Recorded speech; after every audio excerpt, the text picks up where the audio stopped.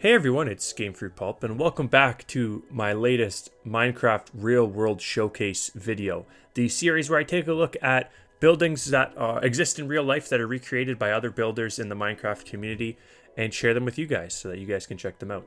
Today we are showcasing something a little bit different on the map. And normally I showcase complete builds. This time I'm just showcasing a facade. Just because I found this facade and honestly I didn't realize the whole thing wasn't built, but it's so well built that I think it's worth showcasing with you guys today.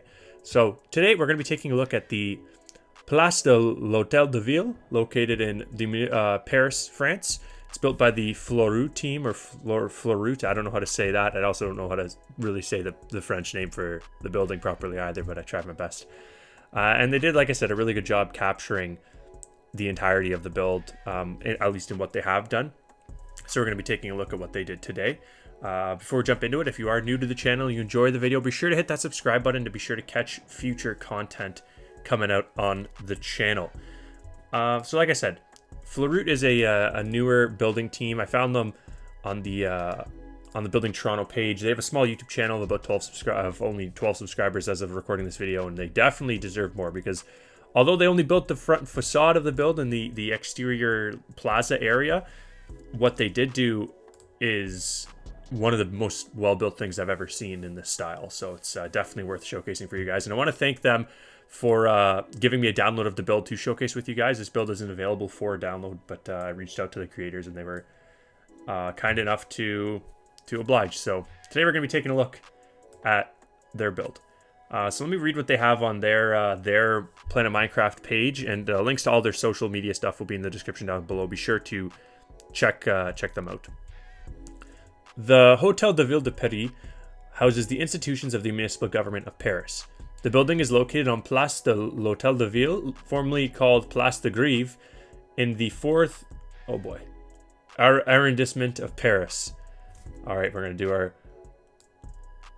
what we always do here. We're gonna learn how to actually say builds properly, or say words properly. Let's hear it. Arrondissement, which is French for borough, sorry. So it's in the 4th borough of Paris. It has been the municipal seat since 1357. Its architecture is from the Renaissance period, a period in which it underwent a major remodeling by the Italian architect Domenico da Cortona called Boccador. It was still completely rebuilt after a fire in 1871, maintaining its original appearance. It is located on the north bank of Seine and is considered a tourist landmark by both the French and foreigners. It's used for multiple purposes. It houses the city administration.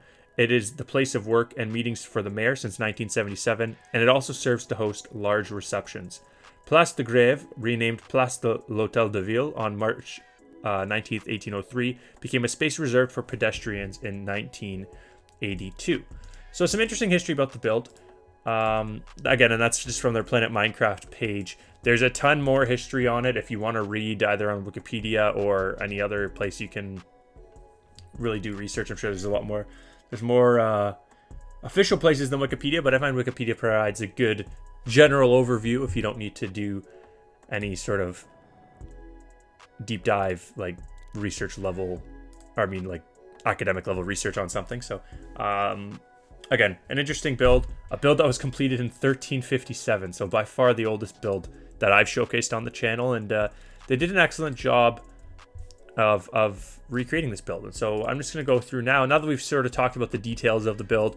We're going to take a few moments, or sorry, not the details, the history of the build. We're going to take a few moments and look at the details of their specific, Fleurut's specific recreation and the things I really like about it. So let's start looking at that now, obviously. So looking at this build, I think what really stuck out to me is the depth of detail on it. Specifically when you were looking at the walls, but even the exterior statues and things like that. For the sake of this video, I do want to focus on the wall detail though. When I look at builds, I think one of the things that people struggle with, and myself included, obviously I'm not the world's best builder, but what I think people struggle with a lot of the time in traditional builds, or even modern builds as well, is trying to capture the level of detail that exists in the real world build in Minecraft, where you're limited by sort of more square blocks, less rounding of blocks, and as a result, less rounding of your build.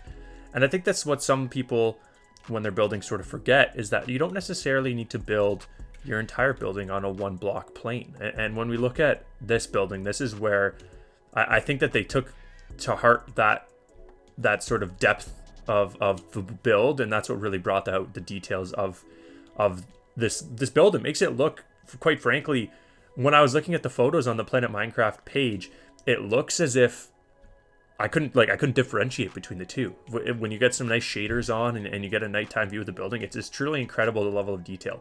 And when we look at the more centralized part of the building above the main doors, you look at the depth, and it's 5 or 6 blocks deep.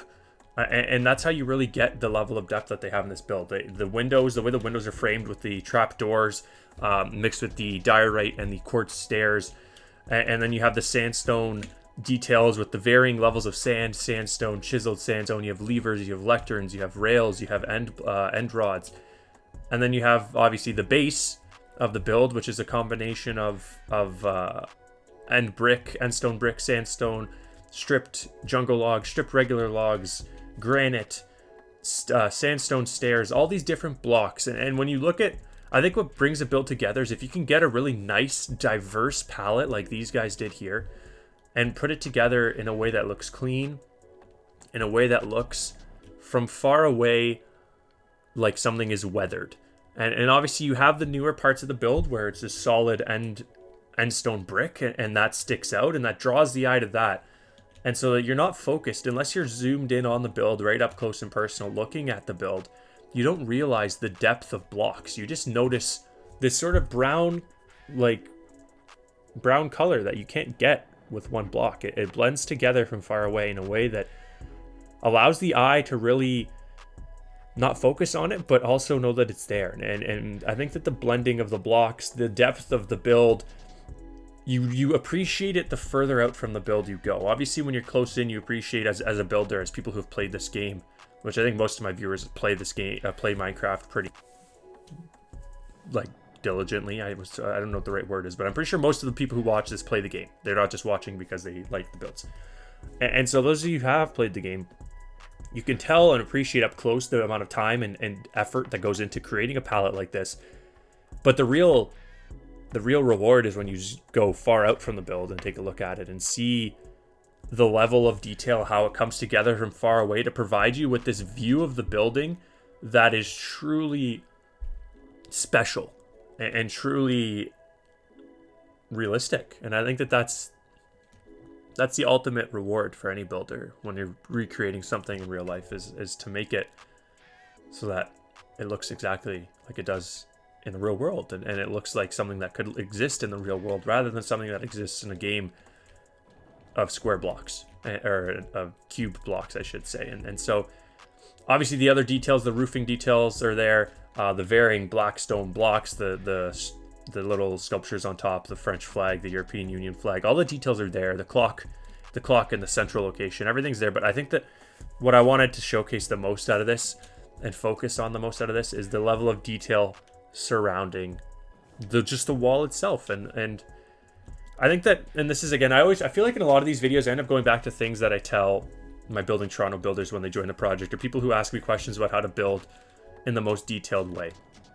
And I think that the part of the problem for a lot of builders, and so I find myself falling in this trap as well, is that you sometimes get caught on finishing the build rather than the quality of the build. And you could tell here with the amount of detail that was put into this, there was no timeline on completion. There was no, let's get this done and start the next project. It was, this is what we're doing, and we're going to do it as well as we can for as long as it takes, and it's going to look great. And it truly does. And I couldn't not, when I found this build, I couldn't not share it with you guys, even though it's only a front facade, and I would love to see them complete the rest of the building and do the interior, because the interior on this build is something truly remarkable as well.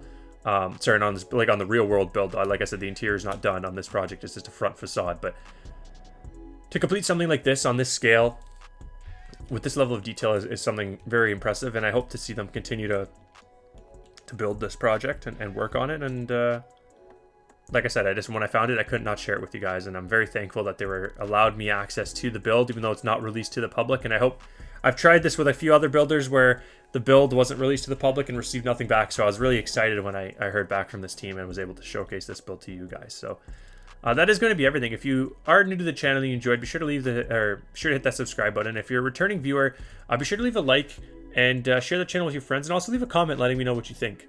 This is, I think, our 5th or 6th Real World Showcase video, so let me know which one your favorite is, and let me know what you want to see us showcase in the future. If you like these more traditional style builds, the more modern stuff, you like the boats. I think I try and capture a good mix of everything on this series, just to showcase how much you can do just by trying to create things that already exist in this game. Just sort of a way to those who aren't very architecturally savvy, like myself. I don't have a good design sense, I don't think. I have trouble designing my own builds. You can still do a lot in this game and build really, really nicely from just looking at things that already exist. So, like I said, if you're a new viewer and enjoyed, be sure to hit that subscribe button. I hope you guys enjoyed the video. Hope you're all staying safe and healthy, and I'll catch you guys all in the next one. My name is Gamefruitpulp, and I will see you guys all later. Have a good one.